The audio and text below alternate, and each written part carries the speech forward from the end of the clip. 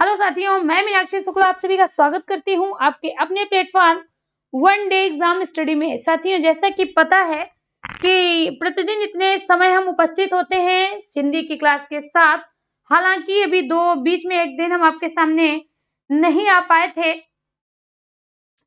कुछ ऐसे कारण बन जाते हैं कि हमें भी कहीं प्रेजेंट होना होता है, हमारे भी कुछ अपने महत्वपूर्ण कार्य हैं थोड़े, ठीक है, उनको भी निपटाना होता है और इसी कारण हम आपके सामने 2 दिन नहीं आ पाए थे, शनिवार और रविवार को, और शुक्रवार को आपको रिकॉर्डेड क्लास दी थी। ठीक है, तो हमारे साथी जो एक बार हमसे जुड़ चुके हैं, एक बार बताइए कि क्या आपको ऑडियो और वीडियो दोनों चीजें क्लियर आ रही हैं? और बच्चे अगर आ रही हैं तो फटाफट वीडियो को शेयर कर दें, जिससे कि हमारे दूसरे साथियों तक भी नोटिफिकेशन जा सके।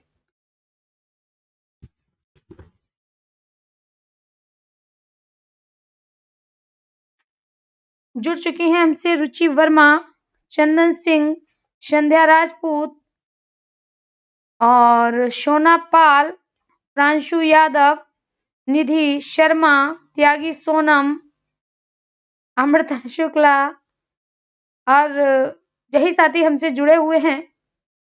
चलिए, बहुत बहुत धन्यवाद आप सभी का। एक बार वीडियो को शेयर कर दें ताकि दूसरे साथी भी आपके आ सकें। चलिए, नमस्ते नमस्ते भाई सभी को, नमस्ते।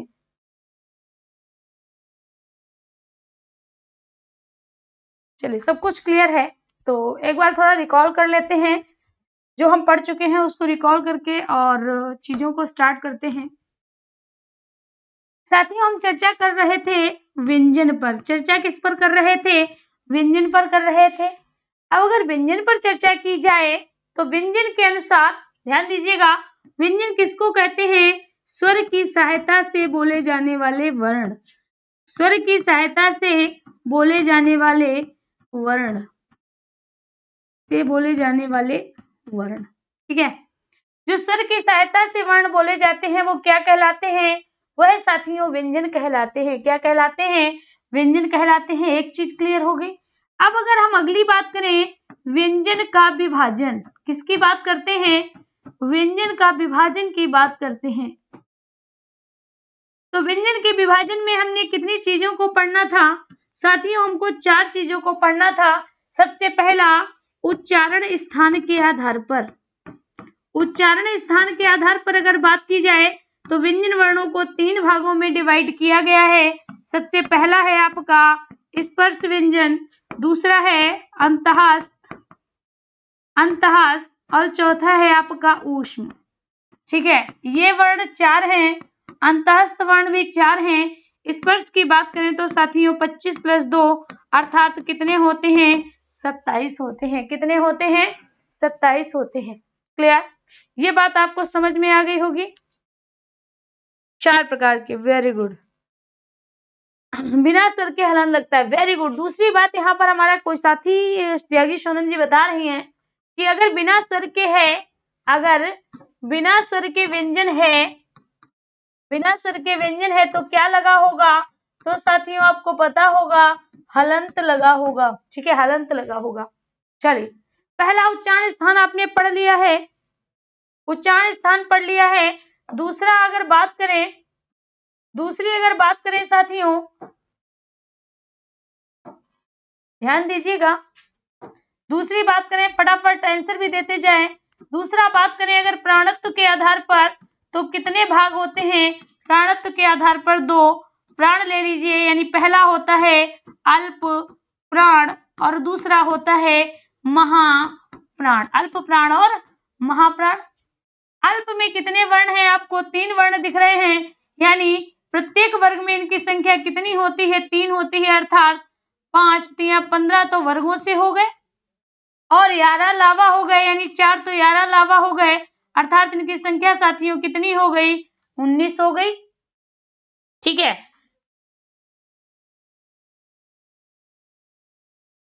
देखिए भाई, देखिए इस बात पर हम आपको कुछ नहीं कह सकते हैं। आपको क्लास मिल रही है बच्चा, चाहे कहीं पर मिल रही हो, आप उस क्लास को लीजिए। ठीक है, चाहे कहीं पर भी आपको मिल रही हो क्लास, अगर आपको हिंदी पढ़ना है, हिंदी में आपको नंबर पूरे लाने हैं, तो आप हमारा सहयोग करिए।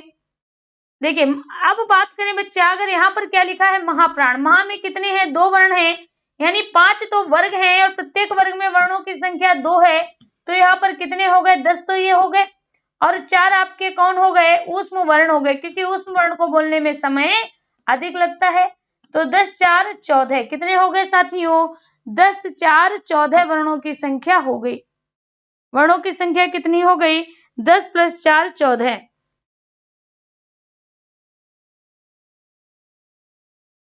अब आगे देखते हैं, आगे अगर देखें तो साथियों किसके, घोषत्व के आधार पर, किसके आधार पर, घोषत्व के आधार पर।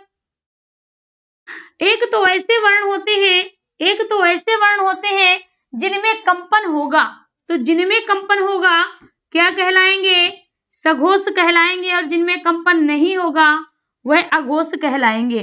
ठीक है, क्या कहलाएंगे, यानी घोषत्व की बात करें तो 2 प्रकार के होते हैं, सघोष और अघोष।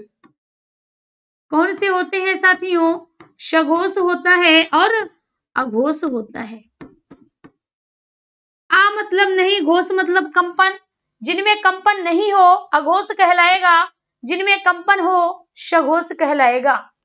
तो अगर हम अघोष की बात करें, प्रत्येक वर्ग में पहला और दूसरा वर्ण अघोष होता है। अब आप बताइए साथियों वर्ग होते कितने हैं, वर्ग 5 होते हैं, तो 5 दूना 10, यानी 10 तो ये हो गए, 10 तो ये हो गए। अब बाकी हमारे क्या है, बाकी साथियों शा, खा और सा, यानी इनकी संख्या कितनी हो गई, 13 हो गई। कितनी हो गई, 13 हो गई। अब आगे बात करते हैं सघोष की। सघोष, घोष मतलब कंपन, सा मतलब सहित। अगर कंपन सहित हो रहा है तो सघोष होगा, यानी इनमें इनके वर्ण कितने होते हैं, प्रत्येक वर्ग में 3 होते हैं, और साथियों 5 वर्ग हैं, तो 5 3 15 तो ये हो गए, और यारा, लावा और हा, यानी इनकी संख्या कितनी होती है, 20 होती है। ये चीज आपको संस्कृत में भी काम देगी, ये चीज आपको संस्कृत में भी काम देगी। तो दोनों चीजों को आपको याद रखना है कि घोषत्व के आधार पर, प्राणत्व के आधार पर कैसे भी अगर पूछा जाए तो आपका प्रश्न गलत नहीं होना चाहिए। क्लियर, किसी को कोई दिक्कत? चलिए आगे की तरफ बढ़ते हैं, आगे की तरफ बढ़ते हैं। और अब जो बच्चे बताने वाले हैं ये उच्चारण स्थान है, ये साथियों उच्चारण प्रयत्न है।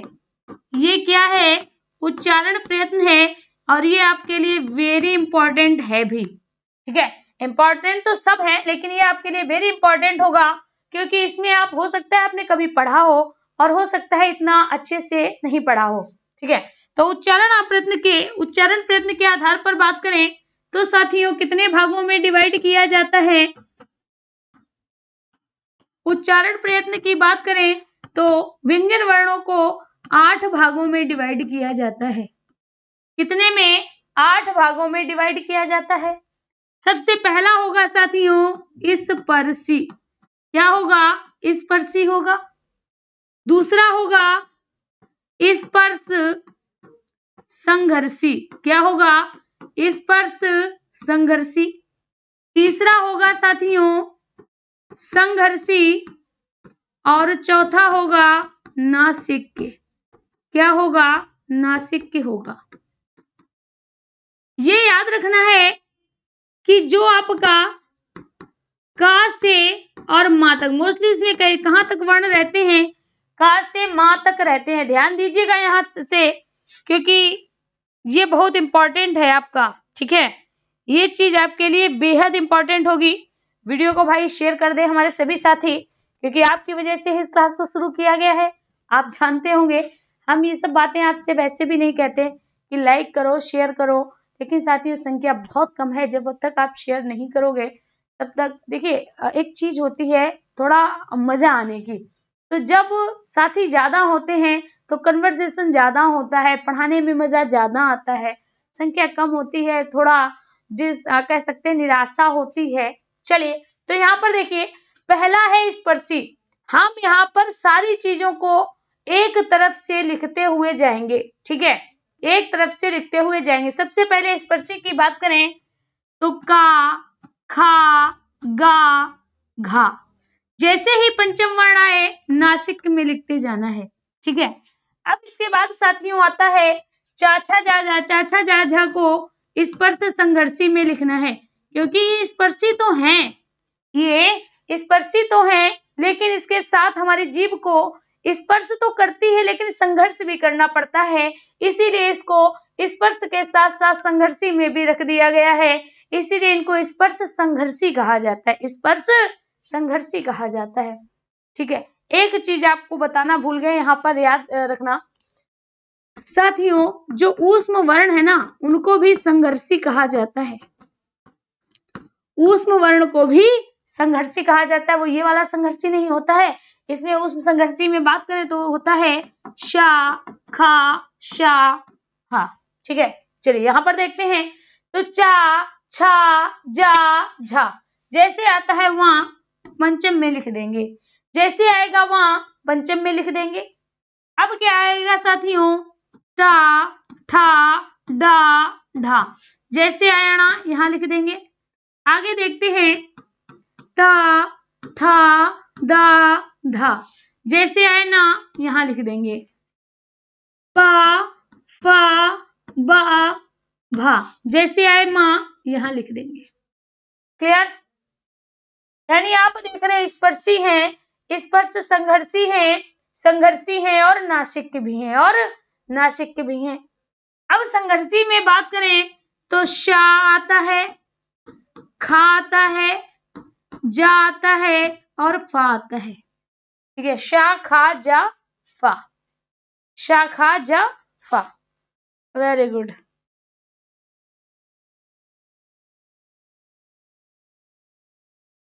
चलिए आगे भी देखें तो यहाँ पर साथियों ये जो 4 प्रकार हैं, इसमें स्पर्शी संघर्षी की बात जब हम आपको ऑब्जेक्टिव बताएंगे ना तो उसके अकॉर्डिंग बताएंगे कि आपको किस सिचुएशन पे कौन सा प्रश्न कैसे करना है, इस पर चर्चा कल होगी, ठीक है। तो यहाँ पर हम क्या देख रहे हैं, ये स्पर्शी हो गए, ये स्पर्श संघर्षी हो गए, और इन्हीं से नासिक के निकल के आए। यानी का से लेकर माँ तक जो आप बात करते हो उससे स्पर्शी, स्पर्श संघर्षी और नासिक के व्यंजन निकल के आते हैं, नासिक के व्यंजन निकल कर आते हैं। चलिए आगे देखते हैं। अब आगे जो बात करने वाले हैं ध्यान दीजिएगा, ये 4 आपके हो गए।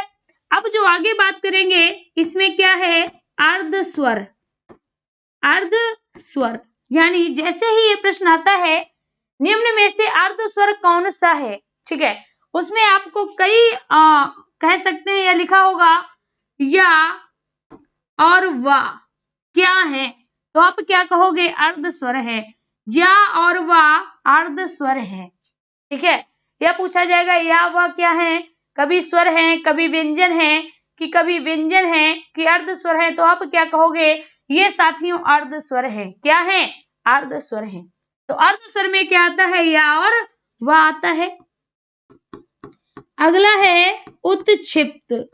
क्या है, उत्क्षिप्त है, इसी को कहते हैं द्विगुण। क्या कहते हैं, द्विगुण। द्वि मतलब दो, गुण मतलब गुण।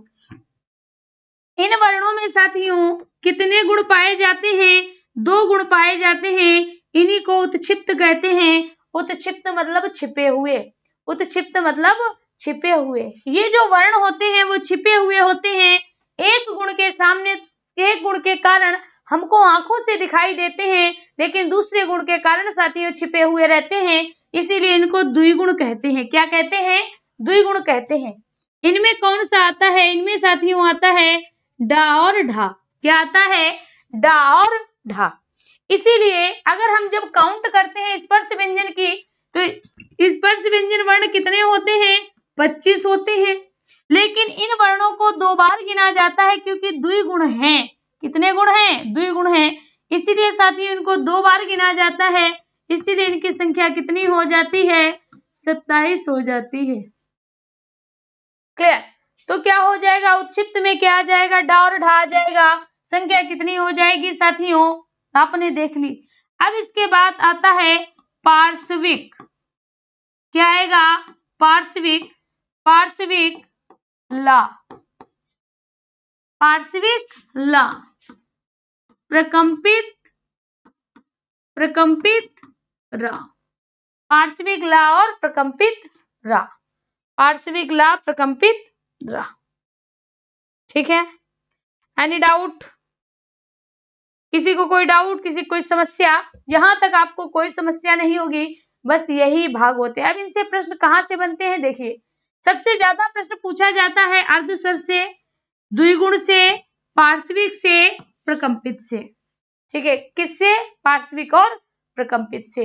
इनके अलावा कभी प्रश्न इससे भी बन जाता है, अगर पूछा जाए अलिजीबी, अलिजीबी, काकल्य, काकल्य, काकल्य हा, काकल्य हा, अलिजीबी का।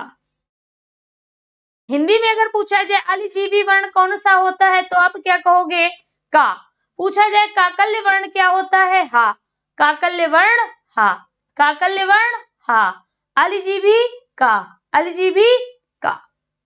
क्लियर? ध्यान दीजिएगा। अब साथियों यहाँ पर हम आगे बात करने वाले हैं, आगे बात करते हैं जिसको कि कहते हैं उच्चारण स्थान। उच्चारण स्थान, अभी सबसे पहले हम उच्चारण स्थान की बात करेंगे।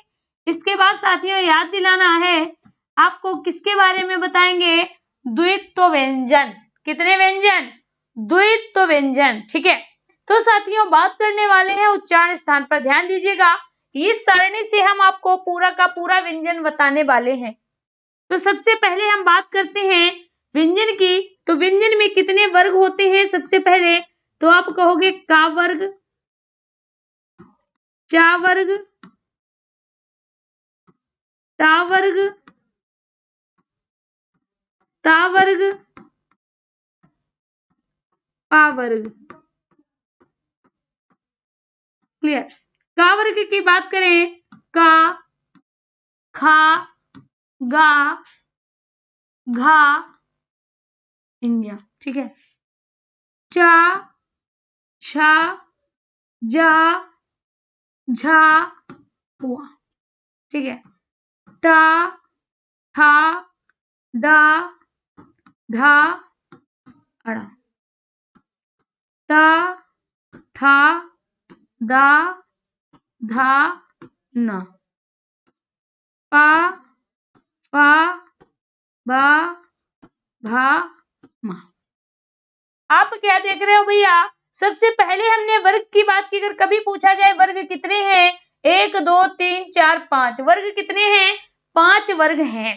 एक वर्ग में वर्णों की संख्या कितनी है? 1 2 3 4 5। यानी हम कह सकते हैं का वर्ग का पहला वर्ण का होगा, का वर्ग का दूसरा वर्ण खा होगा, का वर्ग का तीसरा वर्ण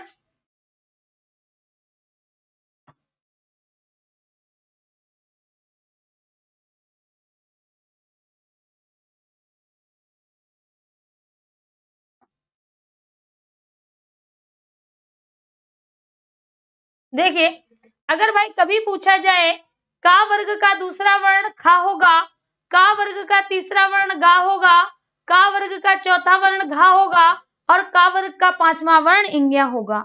ठीक वैसे ही चा वर्ग का पहला वर्ण चा, दूसरा वर्ण छा, तीसरा वर्ण जा, चौथा वर्ण झा, पांचवा वर्ण हुआ। ठीक वैसे ही टा वर्ग का पहला वर्ण टा, दूसरा वर्ण ठा, तीसरा डा, ढा, अणा। ता वर्ग का ता, था, दा, धा, ना।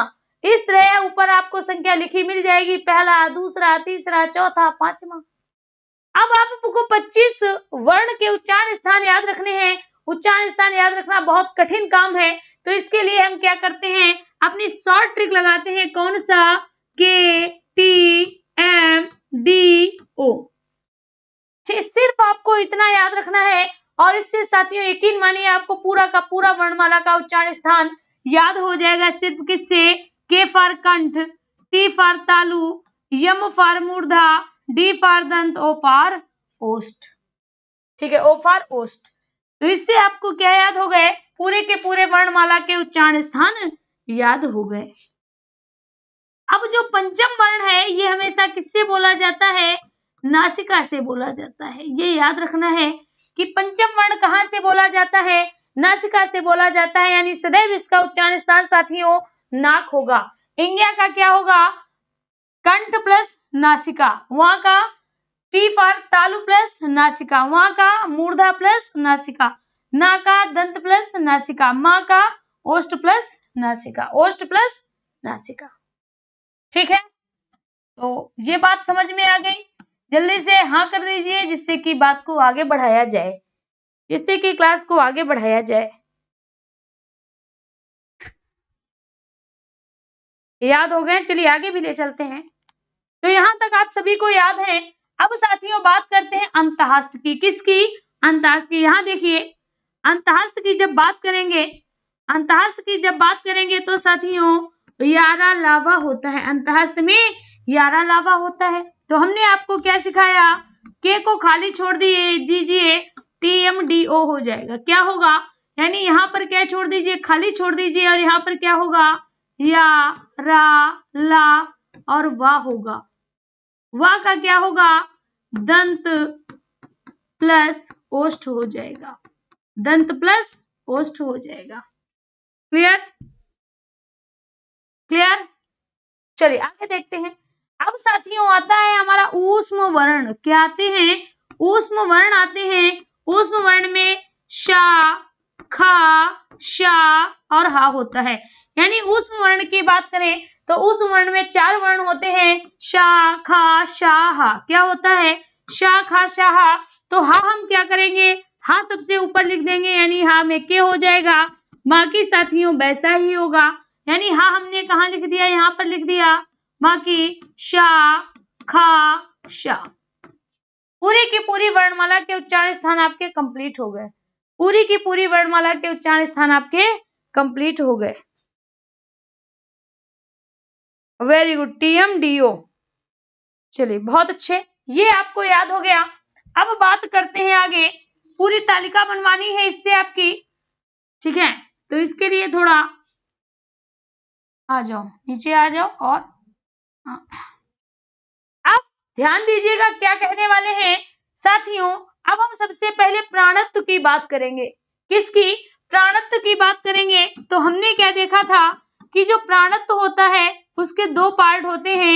एक तो होता है अल्प प्राण और दूसरा होता है महाप्राण। जिनको बोलने में अधिक समय लगे अल्प प्राण होता है, यानी पहला, तीसरा, पांचवा। तो पहला क्या होगा? अल्प प्राण होगा। दूसरा क्या होगा? महाप्राण होगा। तीसरा अल्प प्राण होगा। चौथा महाप्राण होगा। ठीक है, पांचवा आपका अल्प प्राण होगा। क्लियर? क्या होगा? अल्प प्राण होगा। और ये आपके जो या, रा, ला, वा है, ये भी साथियों क्या होते हैं? अल्प प्राण होते हैं। हा, शा, खा, शा क्या होते हैं? ये आपके महाप्राण होते हैं। क्या होते हैं? महाप्राण होते हैं। क्लियर? जहां तक आपको कोई डाउट नहीं होगा, सारी बातें यहाँ आपको कंफर्म हो गई होंगी। अब यहाँ पर दूसरी बात आती है साथियों अघोष या सघोष की। तो अगर सघोष और अघोष की बात करें, यानी घोषत्व के आधार पर बात करें, तो 2 पार्ट होते हैं। पहला तो अघोष होता है और दूसरा क्या होता है? सघोष होता है। यानी पहला अघोष होता है, दूसरा सघोष होता है। अघोष की अगर हम बात करें तो अघोष में आते हैं 2 वर्ण। अघोष में क्या आते हैं साथियों? 2 वर्ण आते हैं। कौन कौन से? पहले और दूसरे वर्ण। जैसे हमने बताया था जब गाड़ी स्टार्ट होती है, जब गाड़ी स्टार्ट होती है तो क्या होता है? कंपन नहीं होता है। एक सेकेंड रुकिए।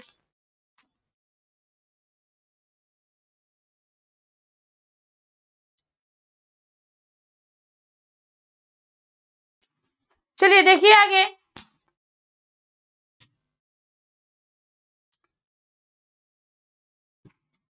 अगर हम बात करें तो जो पहले और दूसरे वर्ण होते हैं वो साथियों कैसे होते हैं?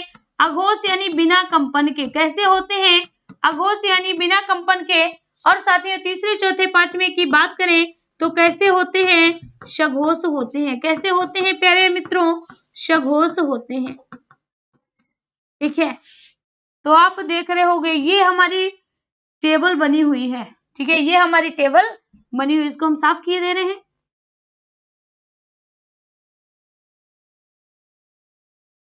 ठीक है, ये टेबल बनके हमारी तैयार हुई है। अब यहाँ पर आप बताइए, देखिए ये याद रखना कि ये वर्ण अघोष अल्प प्राण है, तो भैया अघोष में इनको ना रखना, दोनों आ नहीं होंगे, इनको सघोष में रख देना। ये महाप्राण है, जब ये सघोष हो गए तो ये क्या हो जाएगा, अघोष हो जाएगा। लेकिन हा को यहाँ से चुरा लेना, क्योंकि हा की अगर हम बात करें तो ये महाप्राण और सघोष होता है। क्या होता है, महाप्राण और सघोष होता है। ठीक है, बोलिए किसी कोई डाउट यहाँ तक, किसी को अगर मेरे किसी भी मित्र को कोई डाउट है। भाई कोई नहीं मैम के यहाँ आया, आप लोग क्यों इतना तुक्का मारते रहते हैं। चलिए यहाँ तक आपको समझ में आ गया। तो अघोष अल्प प्राण कभी पूछ दिया जाए कि वर्गों के चौथे वर्ण, जो वर्गों के चौथे वर्ण होते हैं ये क्या होते हैं, सघोष और महाप्राण होते हैं। अगर पूछ दिया जाए 5 में तो याद रखना सघोष होता है लेकिन अल्प प्राण होगा, क्योंकि 5वां महाप्राण नहीं होता है। ठीक है, तो इस तरह से चीजों को सीखिए, हर चीज को समझिए, रटिए नहीं। ठीक है, ये आपको समझ में आ गया है। यानी इस तरह से अगर कभी पूछा जाए वर्गों की संख्या कितनी है, तो वर्ग की संख्या साथियों कितनी है, तो आप कहोगे 5। उच्चारण स्थान के लिए आप देख रहे हो कि उच्चारण स्थान आपने किससे सीख लिया, सिर्फ KTMDO से आपने पूरा का पूरा वर्णमाला याद कर लिया। भैया इससे कोई शॉर्ट जुगाड़ हो सकती है, कोई नहीं हो सकती, इससे शॉर्ट जुगाड़ नहीं हो सकती है। ठीक है, तो उच्चारण स्थान पूरा याद करा दिया, पूरा आपने व्यंजन याद कर लिया। अब बात करते हैं द्वित्व। क्या कहते हैं, द्वित्व किसे कहते हैं, क्या लिखा है, द्वित्व किसे कहते हैं। तो यहाँ पर द्विम का मतलब होता है दो, द्वि का मतलब दो। अब ये दो कैसे, यानी दो व्यंजन एक से, दो व्यंजन एक से होंगे। दो व्यंजन जब एक से होते हैं तो साथियों उनमें क्या होता है, द्वित्व कहलाते हैं। क्या कहलाते हैं, द्वित्व कहलाते हैं। दूसरा इसमें पॉइंट याद रखना, पहला बिना स्वर का होगा और दूसरा साथियों स्वर सहित होगा। दूसरा स्वर सहित या स्वर रहित दोनों भी हो सकता है, सहित भी हो सकता है, स्वर रहित भी हो सकता है। ये विशेषता है आपके द्वित्व की। जैसे अगर बात करें बिल्ली, क्या बात करें, बिल्ली, तो यहाँ पर देख रहे हो आप बिल्ली में 2 लाग लगे हुए हैं। जैसे बात करें टल्ली, जैसे हम बात करें साथियों फुफ्फी। ठीक है, समझ में आ रहा होगा। तो इसमें क्या है, द्वित्व व्यंजन है। इसमें क्या है साथियों, द्वित्व व्यंजन है, जिसमें पहला जो व्यंजन है वो हमारा स्वर रहित है और दूसरा जो है वह स्वर सहित है। ठीक है, वह स्वर सहित है। ठीक है, तो यहाँ पर आप देख रहे होंगे, द्वित्व, तो आपको द्वित्व भी समझ में आ गया होगा, द्वित्व भी समझ में आ गया होगा।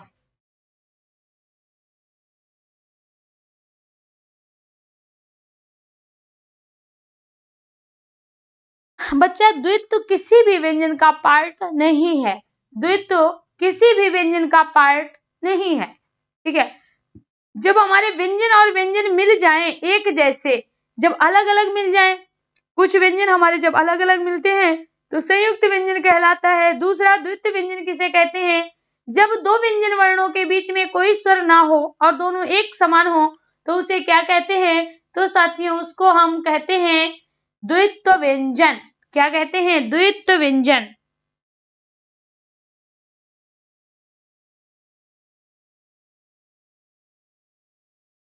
आपने 22 सघोष पढ़े हैं, 22 सघोष आपने किस आधार पर पढ़े होंगे, 13 अघोष। अघोष की संख्या तो अभी हमने आपको बता दी है, अघोष की संख्या तो 13 होती है, लेकिन सघोष की संख्या 22 कैसे होगी। चलिए, जहां तक किसी कोई दिक्कत, द्वित्व व्यंजन भी आपका क्लियर हो गया। ठीक है, चलिए और देखते हैं, 1 सेकंड रुक जाइए, छूटना नहीं चाहिए। ऐसे ज्यादातर हमने आपका क्लियर करा दिया है, कुछ बचा नहीं होगा, ठीक है। चलिए, यहाँ पर एक चीज हमेशा याद रखना, एक चीज हमेशा याद रखना कि जब आप पेपर देने के लिए जाते हो तो सबसे ज्यादा कंफ्यूजन आपका क्या होता है, स्वर और व्यंजन को लेकर होता है, स्वर और व्यंजन को लेके होता है, ठीक है। तो व्यंजन की संख्या हमेशा याद रखना 33 होती है, ठीक है, 33 होती है। और इसमें दो आपके क्या जुड़ जाते हैं, दो और वर्ण जुड़ जाते हैं, डा और ढा, तो इनकी संख्या क्या होती है, 32 हो जाती है। स्वर की संख्या कभी भी पूछी जाए तो आप क्या लगाओगे, टिक लगाओगे 11 पे। टिक किसको लगाओगे, 11 पे। यानी जो व्यंजन वर्ण होते हैं उनकी संख्या 35 होती है और स्वर की संख्या 11 होगी, ठीक है। अगला है साथियों छ, त्र, ज्ञ और स्रा, ठीक है। छ, त्र, ज्ञ और सा। छा जो है वो का और खा से मिला होगा, पहले वाला वर्ण हमेशा आधा होगा तभी दूसरे से मिलेगा। त्रा की बात करें तो ता पहला है ना, आधा रहेगा। रा, जब आप बोलते हो तरा, बोल के देख लिए तरा, तो ता और रा निकलता है। ज्ञा की बात करें तो जा प्लस वा, ज्ञा हो गया। स्रा की बात करें तो सा प्लस रा, शा प्लस रा, ठीक है। तो ये साथियों क्या है, ये आपके संयुक्त वर्ण है, ये क्या है, संयुक्त वर्ण है। प्रश्न इनसे भी पूछ दिया जाता है, प्रश्न पूछ दिया जाएगा कि जो छा वर्ण है वो किसके बाद आप ढूंढोगे, तो याद रखना छा वाला जो पूरा क्रम रहेगा, यहाँ छा को का के बाद ढूंढेंगे, त्रा को ता के बाद ढूंढेंगे, ज्ञा को जा के बाद ढूंढेंगे, श्रा को शा के बाद ढूंढेंगे, श्रा को शा के बाद ढूंढेंगे, ठीक है। किसी कोई दिक्कत, कोई डाउट, कोई डाउट जल्दी फटाफट बताइए। व्यंजन 33 बिल्कुल सही। चलिए आगे एक चीज और देख लीजिए। आगे साथियों एक प्रॉब्लम हमारी मूर्धा और तालु के साथ रहती है। तालु मतलब तलुआ, तालु मतलब होता है तलुआ।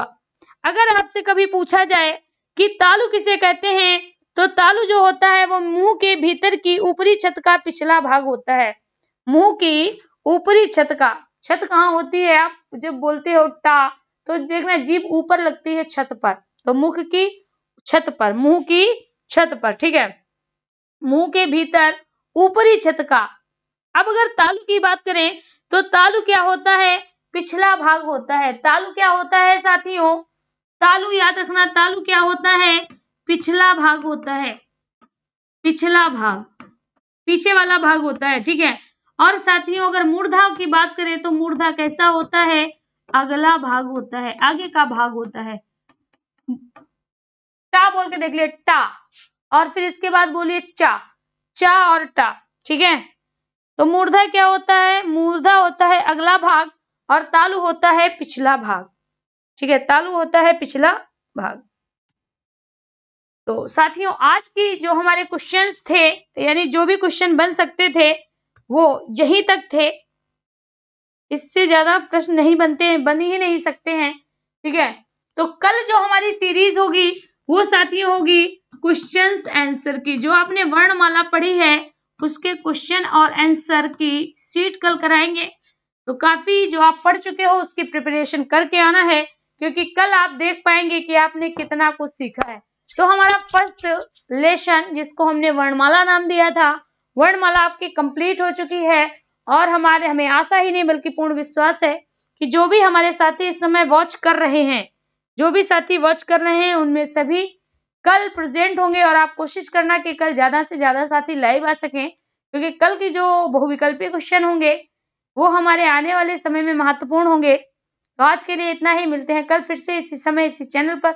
और अब आज के अलावा मतलब जो भी छुट्टी हो गई थी 2 दिन की, इसीलिए हमने आपको एक, क्योंकि समय नहीं रहता है लेकिन फिर भी हमने आपको एक रिकॉर्डेड क्लास दी थी। क्यों, क्योंकि इसका वजह यही था कि आपको ये विश्वास दिला सके कि भाई हम तो पूरी कोशिश करते हैं कंटिन्यूटी बनाने की। जैसे आपके साथ कभी कभी होता है ना कि कहीं घर पे कुछ लोग आ गए या आपको कभी कहीं जाना पड़ा, तो भाई आप जाओगे ना। ऐसे ही सिचुएशन हमारे साथ भी कभी कभी आ जाती है, इस वजह से आपकी क्लास अगर यहाँ है तो आपकी क्लास पक्का होगी, कोई आया नहीं, अगर बाकी तो सब कुछ नॉर्मल है। ठीक है, आज के लिए इतना ही, धन्यवाद।